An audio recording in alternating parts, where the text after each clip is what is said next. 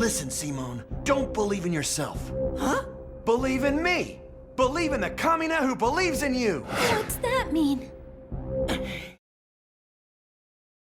I think someone who's watching this needs to see this video right now, because whether you're in high school or in college or an adult and you're experiencing it in the workplace, bullying is something that you can absolutely cure, and it is something that you can absolutely overcome. And there are a lot of people who actually kill themselves because of bullying, usually more in the adolescent area, but it's still a major problem. So in this first video, I'll kind of just touch on it a little bit more, and then if I have to dive into, separate it and make a few other videos, I'll do that.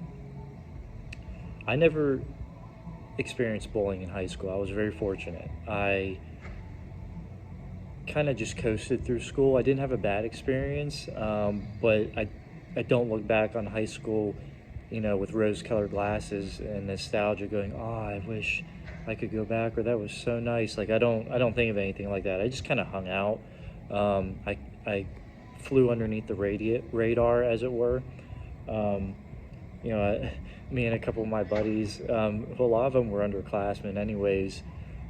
We sat in our lunch table in the corner there, and we called it the He-Man Women Haters Club. I named that. When did you join the Woman Haters Club? Oh, it's a long story. I'll have to tell you a little later. I just hung out, it wasn't a big deal. And to use in terms of perspective, like with meditation or just mindfulness, like I sat in the back of the auditorium basically and observed the circus. Like, the popular kids would do their thing, and I can't really think of nerds or anything, but just like I can distinctly remember who the popular girls and who the popular guys were. The popular guys were usually the guys who played, fuck, it's cold out, it's snowing. It's not just snow. Usually it's not that cold out whenever it snows, but it's like 26 degrees or something. But I knew who the popular boys were and the popular girls were. And I just, I think some of them were like aware of me, but I was more aware of them than they were of me. A little gathering of intel there. But I remember one time, one of the popular kids, it was in math class, and because he was supposed to be like the class clown or something, and he threw himself on the ground and was like kicking and screaming like a little baby. And at the end of the year in the yearbook, he wrote, "It is frowned upon to kick and scream like a baby in the middle of class." Just stupid shit like that. But I actually spoke to one of the popular kids after I graduated, a few years after I graduated, actually. I think I was out of the Navy, and he was working at Family Video, and he said to me, he's like, the only reason why I hung out with those guys was because, my parents had money, their parents had money, and it was sort of almost like an obligated, pressurized thing to do. And he didn't hang out with them after high school. He was able to reclaim himself. But not to go off track, let's get back to what it is I'm saying here. So I coasted through high school, didn't experience any kind of bullying. I thought bullying was like something that was just in your head. Like they used to talk about bullying vaguely. It didn't really break mainstream whenever I was in school. Like I graduated in 2011, so you can do the backwards math from there. But it wasn't a big thing that people talked about. But I always thought it was like in people's heads. My mentality was, if you suffer from bullying, then maybe you're just being a baby and you should suck it up. The closest thing I think I ever got to bullying in high school was watching cartoon episodes of Hey Arnold or Arthur, where bullying was involved. And so I just knew it from like a textbook, like kind of standoffish perspective. It wasn't until, get a little more glimpses of the snow there, I joined the Navy, where I really saw what bullying was firsthand. The moment I joined the Navy, with boot camp and everything, Pandora's box just opened. It got really fucking weird, really fucking fast. there's a guy in my division who told me I should go kill myself, which was really fucking weird. I had another guy, I think his name was Giles. He bunked right next to me. He was supposed to be some type of soccer prodigy or something, but he was like a fucking dick as well. Like he was always, they sensed weakness. I'm going to get into this, but they sensed weakness. I was a kid who, the farthest I'd stepped off the porch was Virginia Beach. That was the farthest, from Pennsylvania, that was like the farthest I had. If the camera's shaking a little bit, I apologize, I'm shivering a little bit. But that was the farthest I had been off porch, especially in terms of experience. I didn't have a lot of life experience. I had one job. I worked at American Eagle for a spin in 11th or 10th grade. And so that was basically the lifeboat of my life experience. And these people sensed weakness in me whenever I was in the Navy, which is understandable. Now, we can talk about the good and the bad part of this. Maybe we won't get into that into this video, but that's, down the line there. So that all started in boot camp. And then it sort of trickled off into A school. A school was like, now I do look back on A school with rose-colored glasses. A school was the shit. I fucking loved A school. Like, for those of you who don't know, A school is basically your technical training in the Navy. I forget what they call it in the Army, like your MOS school or what have you. But I remember getting on the bus from boot camp where like you're being screamed at for 2-3 months straight, and then it was literally like a 3-minute bus ride across the parking lot, if 3 minutes, and you walk into you walk on the quarterdeck, which is where the guy's signing you in, and it looked like a college frat party. And like everyone's like, people are high-fiving and talking, and I'm like, shit, people are fucking talking out loud, like this is fucking weird. Like any moment you think that, an RDC, the Navy's version of drill instructor is gonna jump out of the rafters and start screaming at people and telling people to drop.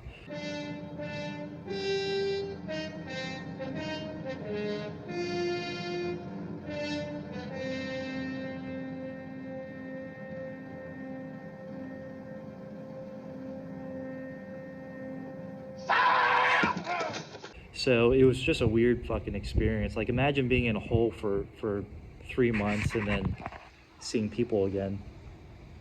But anyways, I experienced a little bit of that in A school when we went from Great Lakes to Fort Lee, Virginia.